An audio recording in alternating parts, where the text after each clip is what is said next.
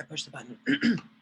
Hi, good morning, everybody in Facebook land. How are you? I'm Jen Phillips with JenPhillipsLV.com and JustAskJenLV.com, and I want to introduce you to a new friend of mine. I don't know about you, but I like to eat. I am on a restrictive diet right now for some other reasons, but I do love my food. And so I want to introduce you to a friend of mine. She is a caterer here in Las Vegas, and she made the most amazing dish the other night. I haven't had meat in 18 months, and I had a piece of her chicken. Oh my good. Okay, it's almost enough to make me want to go eat meat all the time, but it was really good. And so I just wanted to introduce you to my new friend, Helen Gain. Helen, thank you for joining us this beautiful Saturday morning. How are you? Good. And thank you for inviting me. No problem. So tell us, what made you become a caterer? How did you become a chef? You know, everybody says that there's journeys, and you don't usually, I don't think most of us, now there are those that know their destination. I think most of us do not know our destination. I think that is a huge falsehood. And I grew up with a grandmother farmer, so always in the kitchen because I was too small to do anything Italian side. Mother was probably one of the first foodies that could read any menu in any language, even though she had no idea how to read languages. So it is just a fascination, I suppose. Traveled around the world, traveled around the United States, learned recipes. The best recipes are from the grandmothers that have studied, Yes. 80 years, 60 years. Yes. Even if it's just to create one recipe. Yes. Many have given them to me. Many I have had to swear an oath that I would never give it out. But from there, it has allowed me to see the chemistry in the food, study the different palates around the world, to understand how and why people eat the way they do, to understand that love is about creating the food, not just because you could have a ripe tomato one season, the next season they're not so ripe, so you have to do other things to them. So that recipe has to alter, unlike your chain restaurants, which add a lot of salt, pepper to keep that consistency, but you're just adding a lot of stuff that you don't need. And that's why there's a difference between what we do and not to say they're bad, they're not. It's just what when you're feeding 300 or 400 people every day, or thousands of people every day, you're left with how do I get that food out to a good level? So it's just how they have to do it. Where because we don't do this every day. So my people aren't like, oh my gosh. We can go in, create a menu, fit the taste. If you come from the Asian side of the world, you like probably more salty things. The sweetness isn't quite like the Europeans, where it's just crazy sweet. We have savory, spicy. Like Italians don't do a lot. There are Italians that eat spicy, but in the Italian culture, they don't do a lot of spicy. But then you get into your Latino, like Mexican cultures, and they do a lot of spicy. So, and in their world, they can't understand any food without spice. So it's not only listening to the clients, but then it's getting people when I hire them to figure out where they are culturally. And then it's like, okay, when I say no spice, and I know this is hard, but no spice. That is so way cool. So friends, I am not an adventurer. So if you know anything about me, I'm an adventurer in a lot of different things. And people go, wow, Jen will do what? Yeah, no, I will, not with food. So when it comes to food, I have a girlfriend. She is a blogger here in town, and she started her own little thing here on Facebook. Love her. She's a great chef. And this one day I was at her house and she goes, Jen, try this. I'm like, what is it? She goes, it's smoked trout. Eat it. And she like shoved it in my face. It was good. And I ate it, and I have since eaten trout again. But she knows she can't, like, I don't even think she told me it was smoked trout until after I ate it, because she knew I'm not going to eat it if I know what it is. And so I tell people that I'm like, if you want me to try something, I will try it.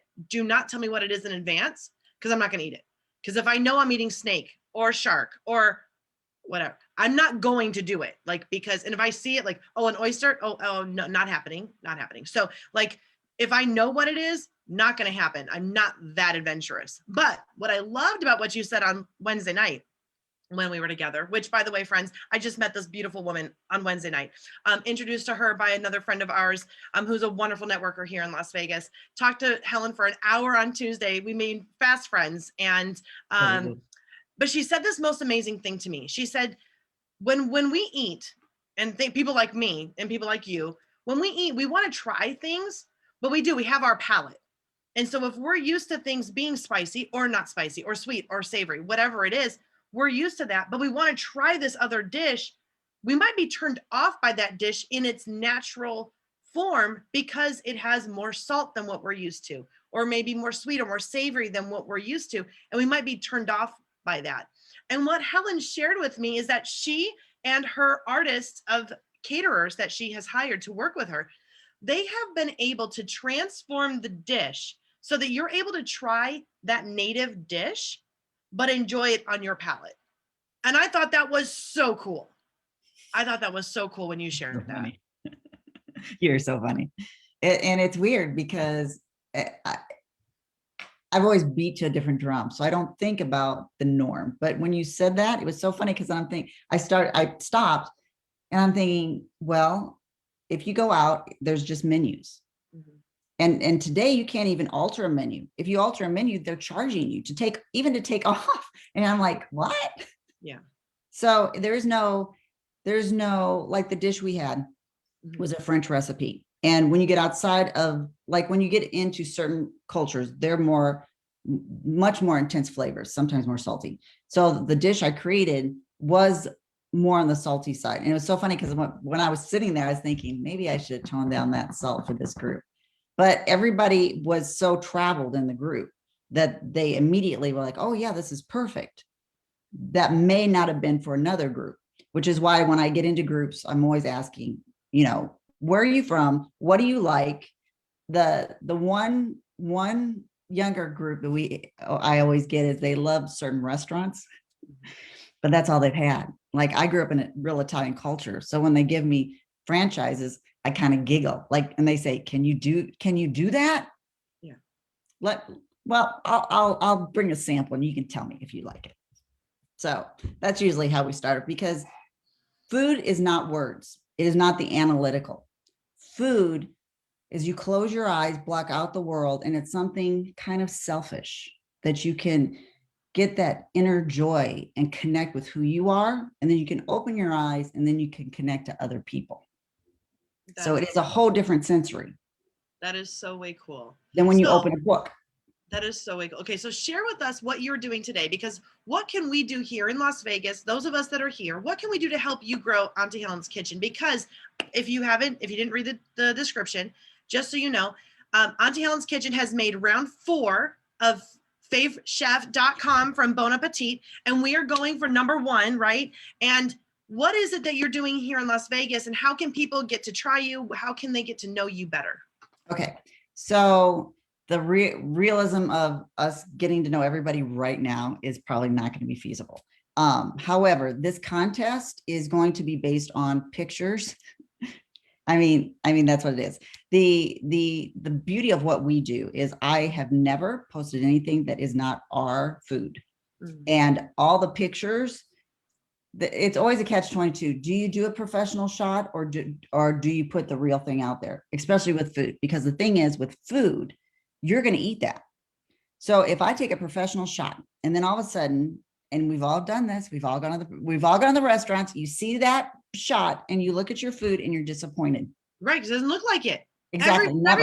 Everything on the commercials, like I've never had an In-N-Out burger look like that. Just saying. Right. Like, never, ever had it's that. It's oozing everywhere. The fries, anything. No.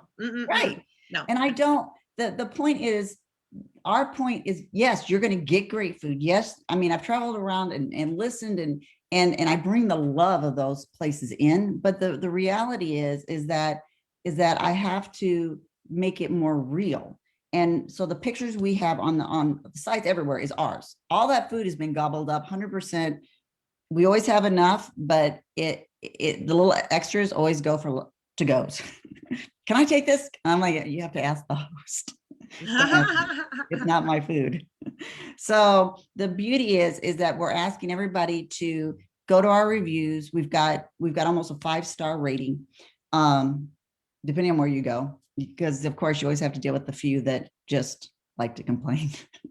I mean, we have can't two, make everybody happy all the time. right? But we actually have almost 100% out of every party. We have people that never eat. Because the point is, being Italian, you have to make sure everybody has food, because you don't want that one person to ruin the party. And we all been there. We all know. So what we did was, I entered a contest, Bon Appetit magazine, if everybody knows, and it is an international contest. And we are now in the 4th round because everybody's been voting for us and we're gaining momentum. This is going to be, the 4th round's crucial because we have to hit first spot to go to the grand finales. What that does, that'll get us a place open in Las Vegas. It'll allow us to hire people. And Aunty Helen's, I think we're all shifting now because of all the crazy that now we've seen. And I think we're getting back to the old days of what is the company about. My mom always thoroughly believed that you've got to take care of the people. And my mom, there was a lady that, just a regular working lady, she lost her husband and lost her house and the whole 9 yards. So here she is struggling. She had 3 little girls, and she used to get ice cream when she'd pass because the bus stop was like a block or like 2 blocks away from their house. So they'd have to pass my mom's dairy bar. So my mom once a week would see them pass.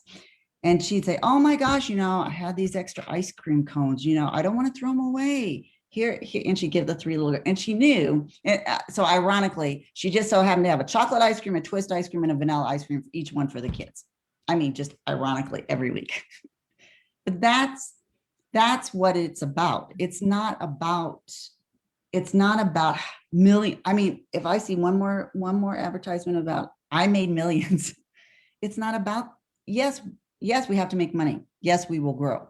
But if we build a community, we all grow together. And that's kind of where that's my whole philosophy to this whole business. And the people, and how great my people are, is that we had an event that was very challenging. I could pay them very minimum, and there was like 62 cents because I divided up 62 cents. And they said to me, Helen, just keep the 62 cents. I mean, tell me, who does that? I mean, that's what we create, and that's what we're trying to get. So we need the kitchen to exist in this climate, because obviously everybody's gotten wiped out and da da da da.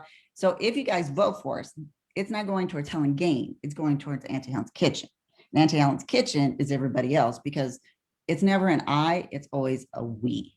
So that's kind of what this is. So favechef.com. Fave Chef. Okay, so we're gonna put that link in there, everybody. But I also wanted to say I love how you said that, because this political climate that we're in right now drives me crazy, because I don't believe, this is what I believe. I believe that it is not the government's job to take care of people. I do not believe that. Do I think we have programs that help people? Yes. Do I think it's their job to take care of people? No. I believe it's people's job, me, you, everybody else, communities, families, neighborhoods, churches, taking care of each other and learning who each other are. I still don't know my neighbors. I have the one neighbor's phone number, but I don't know any of my other neighbors. Like, okay, I will give you cupcakes or cookies, and you can start giving to your neighbors. That's how you get to know people. Well, and I haven't done that. And so but here in Vegas, that's been the way it's been almost the entire 21 years I've been here. And it's different. Yeah. And we have to decide. And I think, being the kind of community that we are here in Las Vegas, we came together very well when the shooting happened. We came together very well with the Golden Knights. Well, when are we going to get together and take care of the people that live here all the time? When are we going to do that and start to help the small businesses like Aunty Helen's Kitchen?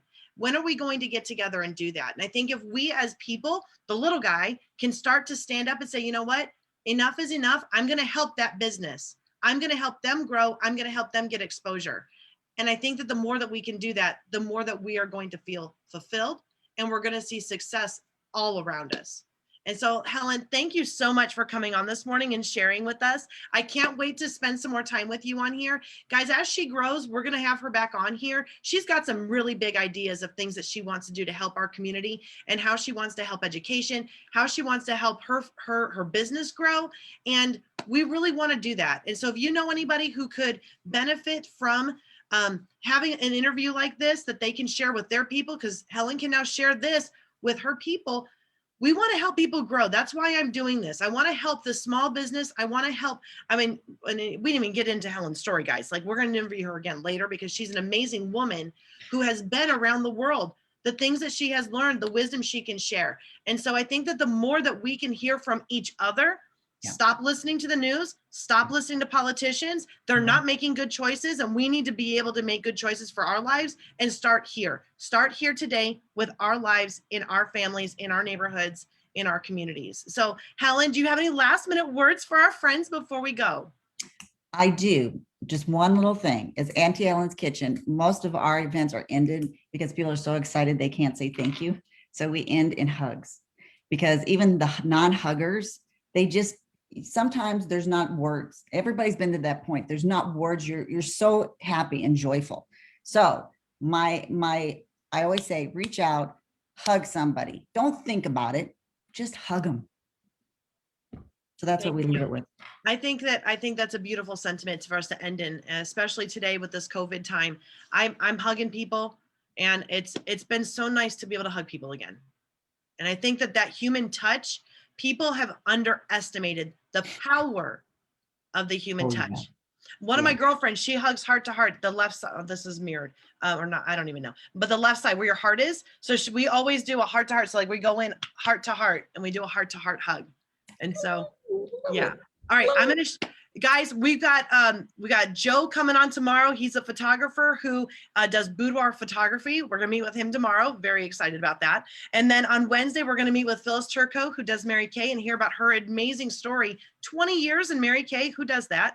And she loves it still. Like, it's not a burden for her, and her business has boomed in COVID. And then we've got Stephanie Mann on Friday. So if you know anybody who is looking to expand their business, get the word out, get the reach out, let them know, have them come and see me. Let's set up a time and get them going. Love you, Helen. Thank you so much for joining us this beautiful Saturday. Have an amazing day, and I will see you guys tomorrow.